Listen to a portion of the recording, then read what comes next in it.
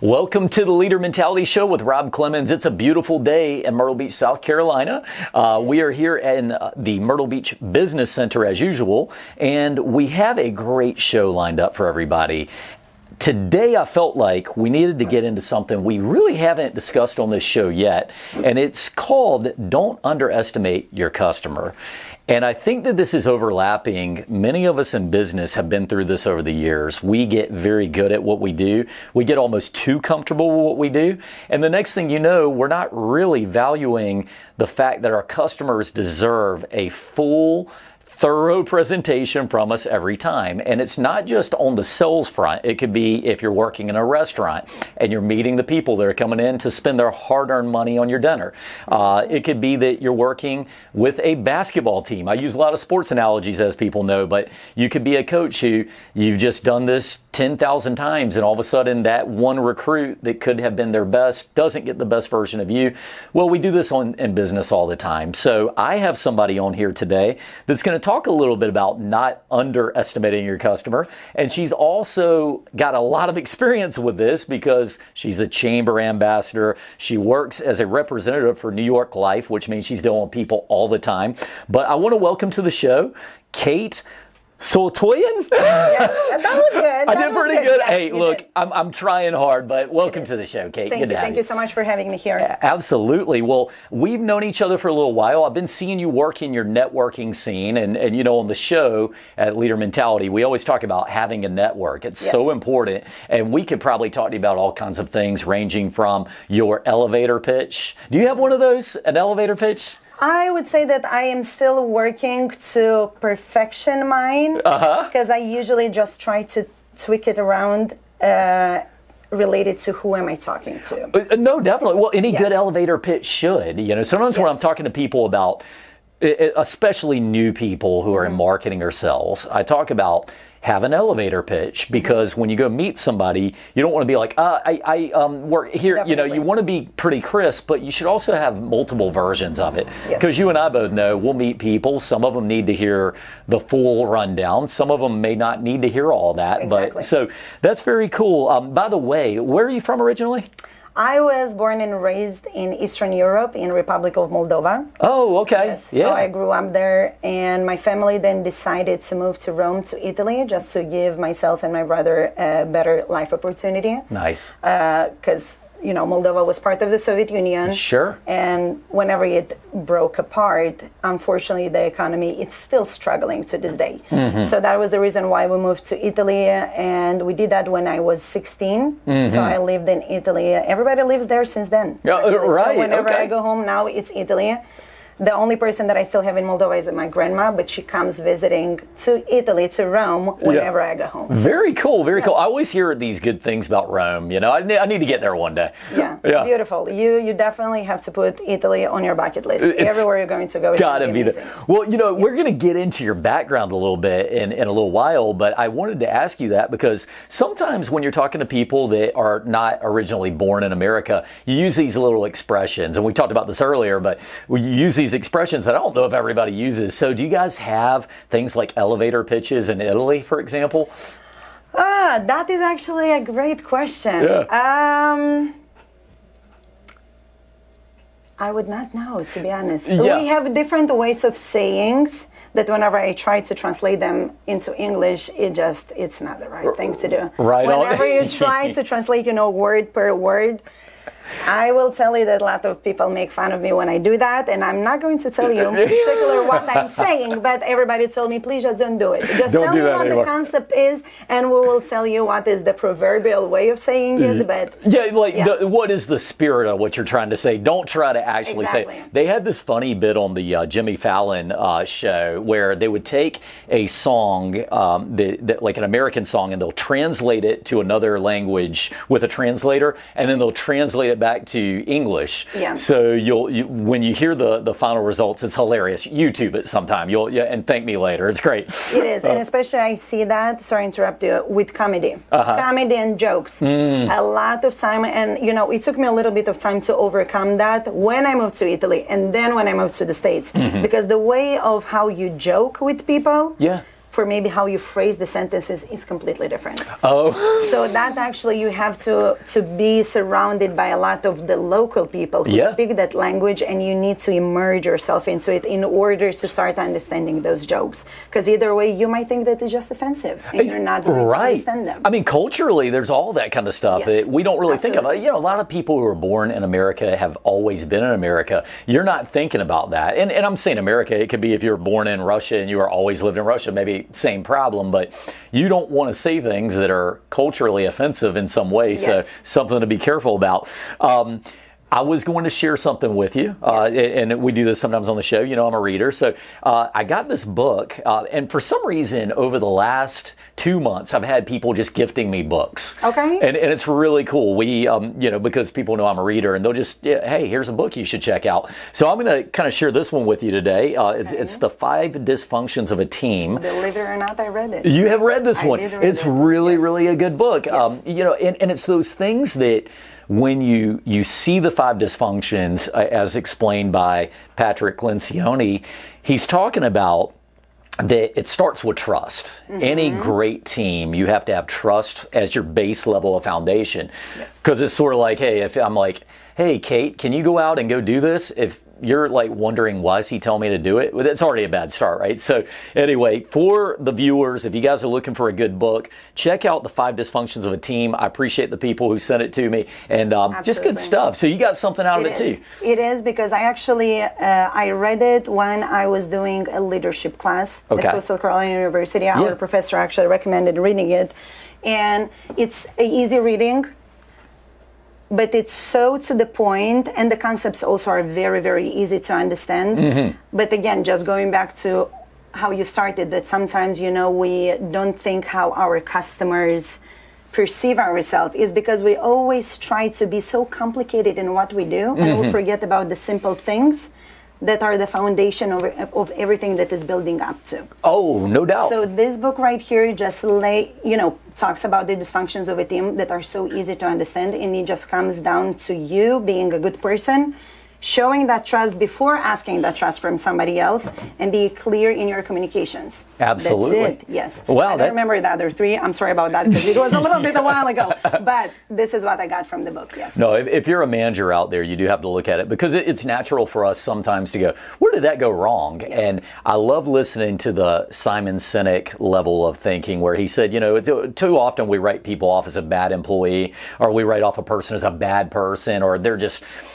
And it usually comes down to communication. Yes. And by the way, that's a great part for us to be stumbling into, because today we are talking about don't underestimate your customers, but that could go anywhere. Don't underestimate your coworkers. Don't underestimate your family, your friends. So anyway, but we'll get back to all that later.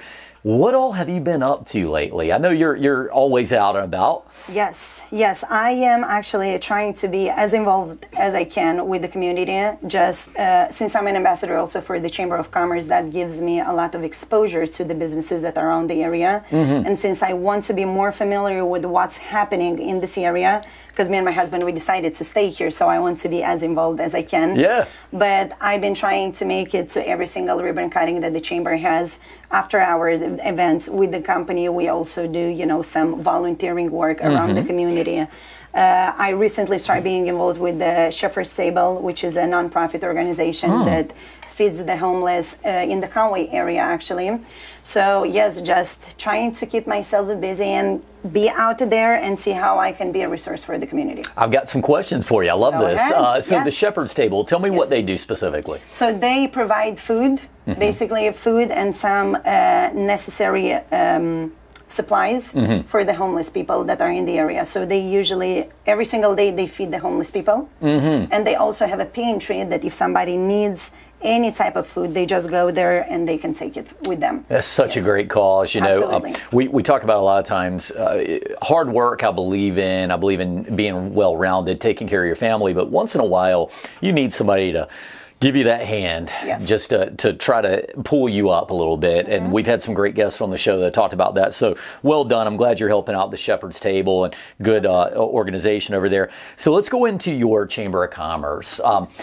I meet a lot of young salespeople, managers, leaders, influencers, whomever, and they're not doing enough of what you're doing. They're not getting out and actually taking the time to get out into the community and make connections with people. And a lot of times the reason they're not doing it is they went to one event, shook some hands, didn't get a lead off of it. Maybe they went to 2 or 3 and didn't get a lead off of it. And then they start saying, well, this isn't worth my time. And I don't agree with that, because I believe that it comes over a period of time. What has it done for you? I mean, does it get you business? Business-wise, I would say it's still in the process, but it did get me some business. Of course, I'm not at the point where I would like to be yet whenever it comes to those referrals, but, and I'm talking from personal experience, it's a work in progress. Yeah. Just because even if you see those people at every single ribbon cutting, you have to be a trusted person for them to begin with. And whenever I'm talking about trusted person, it's not only you as an individual, but you in your profession. So people want to do business with you because they want to see that you're committed, that you're going to be there, and you're not just going there to get that sale and maybe then go and switching other jobs. So that is the reason why I always emphasize the fact of go there, show your face. Don't expect the business to come that day, because you have to give first before getting. Yeah, the go-giver kind of concept right there. Exactly. So I start seeing results from me just showing up and going to all these events, just from the point of view that if I'm missing some ribbon cuttings or events, like let's say 2-3 days in a row, or even whenever I was in Italy just traveling, when I came back, people told me, where have you been? Right, we didn't see you. And I was like, okay, then they're watching. They are watching. Yeah. So, building those relationships, especially that network, takes time. Takes time, and you have to be patient with that, because if you want everything rushed, everything that comes easier, in my opinion, it's not worth pursuing. I totally agree with you. So it's kind of like, you talk about no great things came really fast. Completely agree. And you can look at analogy after analogy. For example, you put a pie in the oven instead of in the microwave, right? Well, why not? Well, because it's going to more crisply bake. And of course, I'm stumbling into a territory. I'm not the world's greatest baker, but you get what I'm saying here. You go to the gym, you hit your bench press the first time. You're not going to be doing 225 for reps, right? Yep. So everything that you ever do in life, you got to commit to. And that's what you're doing with your networking. Yes. Oh, absolutely. very cool. Do you find that from the networking you are you have improved over the years? I mean, where, like, from the first time you walked through the door and had to do one of these to where you are now, what's the biggest difference in yourself? The biggest difference for me, especially, I would say that I learned how to listen more, because I feel like that a lot of, myself included, but a lot of new people also, you just want to go there and word vomit everything that you know. Yeah. And you do not take into consideration who is on the other side. So instead of I find myself that I'm better just to go there, ask a question, stay quiet and listen. Yeah. What you have to say, and based on what you're telling me, this is how I'm going to pivot, maybe to a different conversation, or maybe to a different topic. Absolutely. Well, I think it's important to know that we have to contextually understand that when people are going to a networking event, here's Rob's tip number 1 of the day, right? When you go to a networking event, you do have to understand you need to get your message out. That's for sure. But the people do like to talk about themselves. They're there to network as well. And so that giver's gain philosophy sort of that you talk about is that we go out thinking, well, I just told them I do sunrooms and home building and real estate. They should be giving me lead after lead now. Well, they have other loyalties, but from that continuation of time and time and time of going and seeing you, eventually when the time comes that they need something, they might call you. Definitely. But there's one step before them calling you, and that is sometimes you've given them some business. So, that's something that we always try to keep track of. As far as after you've met somebody at a networking event, do you usually follow right up with them like the next day, or how do you handle that continual? So my tactic, let's put it that way, is I always try just to stay in touch with them through an email. Yeah. After that, I add them to my phone, just to make sure that, maybe if I see you around, I can quickly text you, hey, very nice seeing you at that event. Maybe let's schedule a one-on-one and just talk about how we can help each other. Yeah. So that is my first, the first activity that I'm doing. Just let's follow up. So in that way, you can save my number, you can save my email, and maybe we can get on each other's schedule just to get to know each other from the personal point of view and also from the business point of view. Because again, just like you said, whenever you're networking, you have so many other people to go and shake the hands with. Oh, yeah. Correct. So you don't have that time of actually, I don't want to say not even going into detail about what you're doing, but maybe just telling the people how can you be a resource for them, or maybe for their family, or maybe for their business. So scheduling that time after the networking event, I found for me to be the most beneficial thing. Oh, yeah. Because in that way, you're one-on-one. You go there, it's a relaxed environment. You don't have that push and that pressure. That salesy type of a presence, yeah. Exactly. And I have to tell you, I have been approached by a lot of salespeople, and they just come there and they just ram. Yes. Yeah, just ram and in I there. did not like that. And whenever the first time that it happened to me, this is when I learned from it, and I was like, okay, make sure you never do that. Never do that. Yes. Never do that. So going back to the fact, never underestimate your client, your customer, because again, just by listening to their experiences they had with previous salespeople, you can always learn. You can be like, okay, they had this terrible experience and they didn't like it. So if I'm doing that, I definitely need to change it. Right. Yeah. So, you need to be aware of what you're doing out there. One thing that I've heard this networking philosophy, and I think it's a good one for anybody listening, and you want to be a great networker. You meet somebody at an event, you get their business card. Yes. Within 24 hours, reach out to that person. It could be via text, it could be via email. Just say, hey, it was nice meeting you at the event. Enjoyed hearing about XYZ, whatever it was.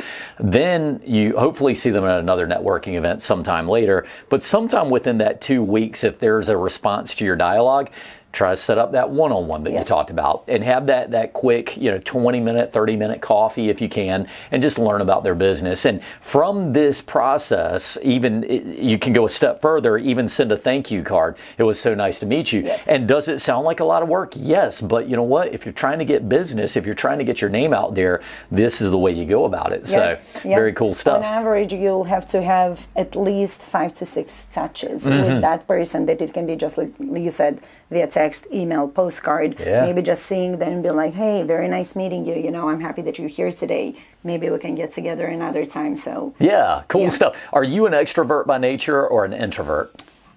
I believe that I'm an extrovert. Yes, I believe it. She believes it. Fortunately, I have no issues of going and just shaking people's hand and just talk with people. So yes, I would say you're definitely an extrovert from getting to know you the first time. Is your husband similar, or are you guys opposites? A little bit the opposite, I would say. He is a little bit, I don't want to say shy, but he's definitely not like me. He is outgoing, but for different things, not just to go and shake people's hand out of desire. Yeah, for sure. Yes. Well, I think I get this question sometimes. People say, well, yeah, Rob, it's easy for you. You're an extrovert and you love going out and meeting people. And that's true. It does make that element better. But my suggestion to the people who are not extroverted, you're an introvert and you still want to network. One of the things is you tend to spend more time directly creating a quality connection with somebody. And so if you're listening to the show today and that's something that's a hurdle for you, I say still go to the networking event. Yes. And if you're only going to hang out with 1 or 2 people, embrace that for what it is. You'll make a much deeper connection than I'm going to make. I'm going to make a bunch of little surface connections really fast, and maybe I'm playing the numbers game. I might meet 50 people at a networking event and 2 of them hit, but you might meet 2 if you're an introvert and both of them hit because of that time. So we all have to kind of embrace what our strengths are. The biggest thing is don't try to be somebody you're not. Exactly. Yeah, you know what I mean? That is true. That is true. And you never know, maybe the other person who is trying to get outside of that comfort zone is in the same position that you are, and they're going there and then trying to do their best as well. So. No doubt. Now, I've had this conversation with Amy Hayes, and she used to be she's moved now, but she used to be a big member of our chamber here. And we had this conversation, and it was, what do you do when you got to go to a networking event, and it could be a ribbon cutting or business after hours, and you don't want to go? How do you motivate yourself to get out there and still do your best self? Okay, so it has happened to me. I would say not quite often because I don't like to put myself in that mindset. And every time that I get into that mindset, you know how people say that you have like two voices, the one, the no sayer, and the one who is like, yeah, go get it. Yeah. I always try to shut that other voice down. Okay. It's like I'm telling myself that no, for what reason? Because I want to be lazy, or what is the reason of me saying no to myself and the opportunities that I might encounter at that networking event? So for me, it's just stick to your schedule. And this is actually one time I was listening, unfortunately I don't remember to who, but they were saying, doing your best sometimes, it's not enough, just because whenever you're doing your best, there is an emotional component attached to it. If you want to succeed in anything you're doing, follow a system that is given to you. So this is what I'm trying to do. If it's on my calendar, I better go. If it's not on my calendar, then I might decide, you know, maybe I'm going to research something and go and prospect with somebody that I probably don't know. But if it's on my calendar, that is a commitment for me. So you're going. I love this so much. I'm so glad you said that. I've never had anybody word it quite like that. But the thing is that we shouldn't be doing things emotionally based in general. And you just brought up that onto the show, and I think it's an important concept. When we do things emotionally based, we're doing it because we want to or we don't want to, but it's coming from a very limited perspective. Yes. You know, and you know that. I've always said, I've said it on the show before, the time that I least want to work out is the time I know I most need to work out. And it's the same with this networking. It's that time that you're sitting in the parking lot and maybe it's been a long day, maybe somebody said something that kind of ticked you off, and you're thinking, I could just go home, and that's easy, right? But when you get out there and you walk out, that's when the rewards happen. And I would word it like this to you, and this is part of prospecting. What if I told you right now you could go in the room next door and you might be there for 20 or 30 minutes, but there's a $100 bill in there somewhere.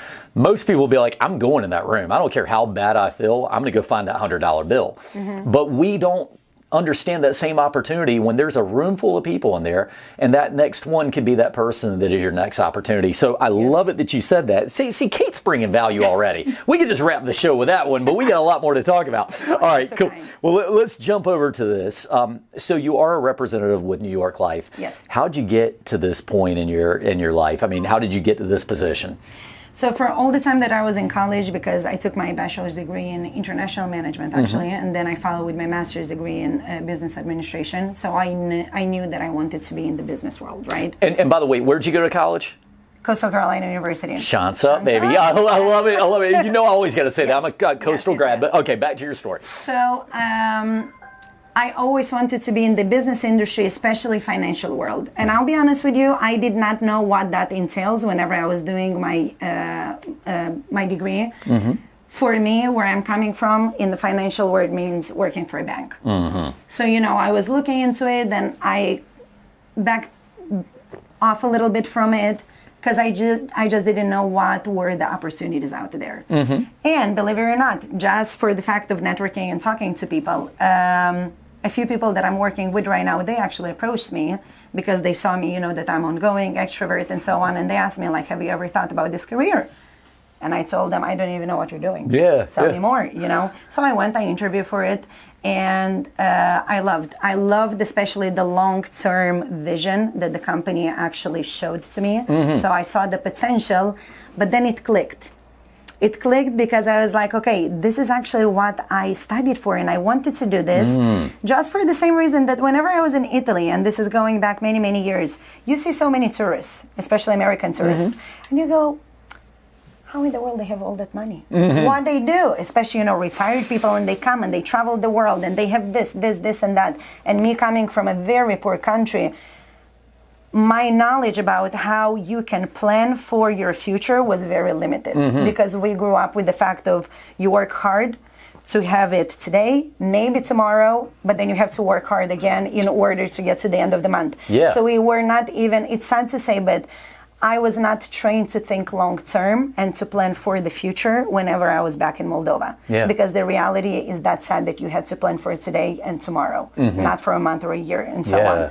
So whenever I saw the possibility of people to plan for their retirement, maybe some investments, something that is going to guarantee you a good lifestyle, or maybe just maintaining the lifestyle that you have during this day. I said, I'm in. I'm in because I want to learn, and I want to bring that knowledge, and I want to educate the people who were in my same boat, who didn't know, who came from a different reality, and they don't even know that there is such a possibility to put some protection in place for yourself and for your family. Wow. So whenever I came across that, I was like, okay, this is what I want to do. Man, that's such an awesome thing, too. I love that you shared your story of perspectives, because sometimes, everybody has the capacity to feel a little sorry for themselves sometimes. So I try not to ever put myself on that, I've never felt sorry for myself. We all tend to have that capacity. Yes. But especially if you have not experienced a certain walk of life, you may think, oh, I've got it so bad, I've got it so tough and it's such a hard day ahead. Well, if you got two legs, you already got something going on for you. If you live in an environment where you have a supportive family, you have something going for you. We can always look at the positive things that are going for our life. And you talked about a place where you were, where you didn't have the potential of a great future, or at least it was bleak enough that you really couldn't even plan like that. And now you're actually in the opposite. You see all the world ahead, and you need to get that message to people. Yes. Yeah, very cool stuff. I love it. Well, hey, I really appreciate you sharing that story. Very powerful journey that you've had in coming to the United States. So thanks for sharing that and your coastal Carolina background. Now I even feel better. So this is very cool stuff. Well, let's go back to where we started our discussion earlier. We talked about don't underestimate your customer or a potential customer. Yes. So let's go into some of your thoughts on that and anything that you can tell us on not underestimating customers and making the most of every opportunity. So for that, Rob, I would like to give you just an example. So I was just talking recently with a friend of mine who just started into a new career. And she's also in a sales position, but she was telling me that the advice that she was given is to focus on big accounts, people with a lot of money and so on. So I shared with her my personal experience, and I told her, yes, it's good, to focus on big accounts and so on if you have one, but if you're just starting, how do you think those people are going to trust you if you're so new to your industry? And you never know how much money people can have. So even if you want to go to a small business, maybe they just started, maybe they're so small that they only have 2-3 employees or just themselves, you never know what value that business can bring to you. And even if you're not doing business with them directly, you never know who they know. Maybe as long as, as soon as you talk to them, they immediately have somebody else in mind that they can refer you to. Yeah. Maybe that other person, maybe just going out and having a beer with some friends, they share, the experience that they had with you just by talking to you, and then somebody else can have an idea where somebody else to refer to. So you should never underestimate who are you talking to, because you don't know who they know. You don't know how much money they have. It's not that they're coming to the appointment showing you how much money they have in their bank account. Right. Yeah. Well, so you make me think of so many things with that tip, and if that's the only tip we had today, that would be a great one, but it opens up a lot of different concepts we need to think about. One of them is that when you are looking at a potential prospect for yourself, it's almost more important to find the right personality type than it is to find the perfect amount of money. Now, let me explain what I mean by that. We all know that in the world of sales, if you can get a referral from a past customer, you'll sell on average about 75% of those. That's what the general, if you go across industries, and the percentage might be a little different from one to the other, 75% closing rate for a referral of a past customer. Yes. As opposed to, a lot of times we'll find more like 20%, 30% if you found somebody from an advertisement, for example. So therefore, that person who may not be the world's biggest spender potentially, and we don't know if they are or not, they might be that connector that leads you into a whole lot of other opportunities. So I love that. There's a second thing I thought of, and that is that we often underestimate people based on what we see from the appearance. But then you think about it and you go, what kind of a car does Warren Buffett drive? Have you ever heard the story, Warren Buffett? Not really. So Warren Buffett, one of the richest men in the world, at least last time I heard, he was still driving an old pickup truck or something. The people sometimes with the most money don't spend it like you think they're going to spend it. So as you're sitting here and you're determining, they're not going to spend any money, it turns out they've got more money than everybody else. So don't underestimate, right? Absolutely.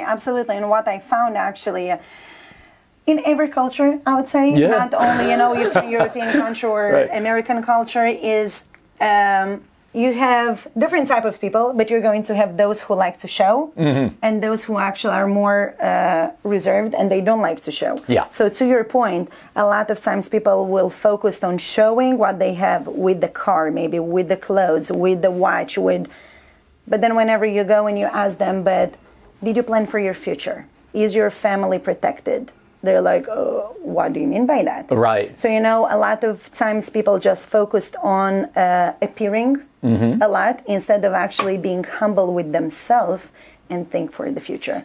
So you have to kind of be aware of that. Well, Yes. and then there's another angle too, right? So you think about this. If you are out at a place and you are drawn to something, well, you have to realize that everybody else is probably drawn to that same thing. So you see the person that and I'm going to go back to your friend's story where they said, I'm looking for the big accounts. Well, yeah, you and every other salesperson is looking for them. So they're getting hit all the time. Now here's this other little small account that nobody's going to, but guess what? Now you're their person and that opens up the doors. Wow, that's a powerful tip. I love that. Yeah, and actually this is something that I also told her, because I said, okay, if you're going to focus on those big accounts, those bigger accounts, they will ask you questions. They will ask about your portfolio. And since they're that well established in the community, they will go with somebody that they know or somebody that was referred to. Yes. So in order to get to that level, you have to put yourself in the community. You have to build that networking to begin with, before even reaching out to those big ones. And if it happens in your first month that you're having that job, absolutely amazing. Yeah. Kudos to you. But those are, like the exceptions. Oh, that will be exceptional. Yes. If you're starting your job just by waiting for those accounts to come in, you're going to repeat your business year after year and you're going to do the same thing and waiting for the same thing. Yeah. You need to lay that solid foundation and then build up and get to the top. Just be very, very consistent. Yes. I'm going to jump into a couple other things. I've never told this story on the show, but when I was in college, I was trying to put myself through a sales and marketing, my own boot camp, if you will. And for a little while in my very, very prestigious career in college of work, I did door-to-door vacuum cleaner sales. Okay. This is true. And I was selling this vacuum cleaner that was over $1,300 retail, which is a very expensive vacuum cleaner. If you go to my house right now, I do not have a $1,300 vacuum cleaner. No. I can relate. Most people don't. To that, yeah. Well, here's part of the story about not underestimating your customer. I got assigned to go to a person's house, and I've got my demo unit in the back, and I pull up to the person's house, and they are in a single wide trailer. And, we've all been in this boat as salespeople. I looked at it and I said, the chances that these people are going to buy this $1,300 vacuum cleaner are basically zero in my mind at that time. And of course, I was younger back then, so I wasn't practicing some of these things we're talking about. So I go through, still gave it my best effort, gave them the presentation, and at the end I said, would you like to go forward with this? And she said, yes. Okay. It was like that. And I ended up selling her a vacuum cleaner, and we did it on a payment plan, so there was that. But it was valuable to her. It did not matter what I perceived she was going to do with her money. To her, that product had value that was going to change her life for the better. So don't underestimate your customer. Don't ever just go to the door thinking they're not going to do it. Yes. Don't go to the door just mailing it in. But because I did underestimate it, but I still gave my best self, and I learned a very valuable lesson from that. So I think we can all practice that, right? Absolutely. And I see sometimes also the mistakes that a lot of people do is that whenever you talk to somebody or even before approaching somebody, you tend to believe your own assumptions about that person. And that is already wrong. If you're going into even a networking event with the assumption that I know what that person is doing, I know how, if they're set or no, and so on, you're going to fail. Yes. Because you have to give the possibility to that person to talk so you can get to know them. If you already go into even a meeting thinking that you know everything, you're not going to get that sale. Oh, absolutely. Because you're going there imposing yourself instead of listening. It's amazing. Just the power of an observation and a question can take you so far in a world of not just sales. People, we're not even talking about sales. We're talking about interpersonal communication that can take you further in life. That's a very powerful tip. And we are getting towards the back end of the show. So we have a minute left. Yes. Tell me a piece of advice, if you go back in time to young Kate and go back to high school Kate or middle school Kate, wherever you want to go, give us a piece of advice that you would tell yourself now. To myself now, okay. I would probably say just keep doing it. You know, things came to me in my life just because I was persistent and I was dedicated. And don't be afraid. Don't be afraid, because the worst thing that can happen, it's somebody's going to tell you no. Yeah. And then you're going to move on. So definitely that. And maybe another one, just get out of your head sometimes. I feel like that I just sit sometimes and I just overthink things over and over again. So I get that analysis paralysis. And I stop myself from doing something because I overanalyze something. So just get out of your head and just do what you're supposed to do. Yeah, very powerful. If you believe in yourself and you know what you can do, and we always have to remember, sometimes as we're underestimating people, sometimes we overestimate people too, and we assume that because somebody looks like they're doing so great that they've never had that failure, that they've never had that self-doubt. So we have to realize this is true of everybody. Just be yourself and keep inspiring. Kate, that's a great place for us to kind of wrap on the show here. How can people find you? On social media is going to be on Facebook with my full name, believe it or not. So Kate Soltoian. Instagram as well. You can find me on LinkedIn. I have my professional profile set up on LinkedIn as well. And just give me a call. You can definitely check me, on Brokers Check. Nice. That is actually the website where you can actually find what qualification we have.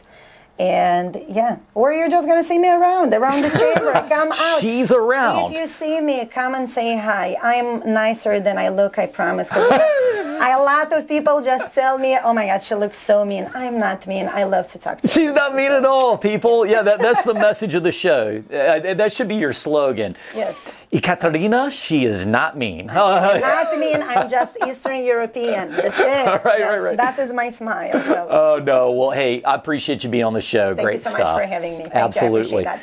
And we thank everybody for listening. Check her out. She's with the Chamber of Commerce. Check her out at New York Life. And for those of you who are listening, make sure to like and share us on your social media of choice. We thank you all for listening. Check out the Leaders List when you get a chance, some of the great companies in the area. And we'll see you all next time on the Leader Mentality Show with Rob Clemens. Thank you.